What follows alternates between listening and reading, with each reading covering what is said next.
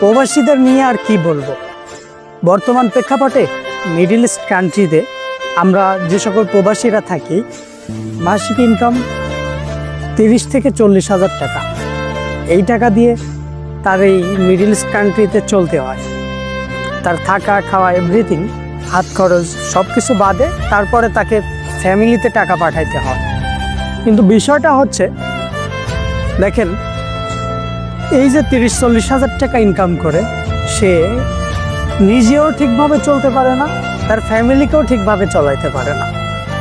অথচ দেশের মানুষ মনে করে যে এই শালা বিদেশ যায় মিলিয়ন মিলিয়ন ডলার কামাইতেছে, হাজার হাজার টাকা কামাইতেছে, অথচ দেশে ঠিকমতো টাকা দিচ্ছে না। এটা কিন্তু প্রবাসীদেরকে নিয়ে খুবই মারাত্মক একটা ভুল ধারণা। আর প্রবাসীদের আত্মীয় স্বজন পরিবারের তো চাওয়া পাওয়ার কোনো শেষ নাই।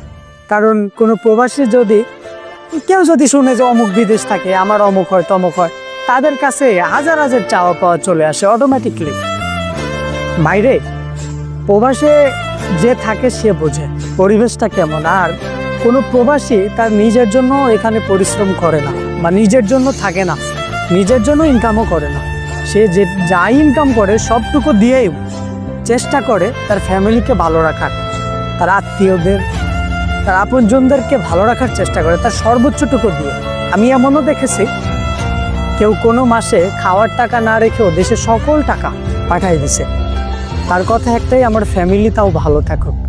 তবুও এত কিছু করার পরেও প্রিয় মানুষদের মন পাওয়া যায় না। প্রবাসীরা কারো কাছে প্রিয় আজ পর্যন্ত মনে হয় না হয়েছে।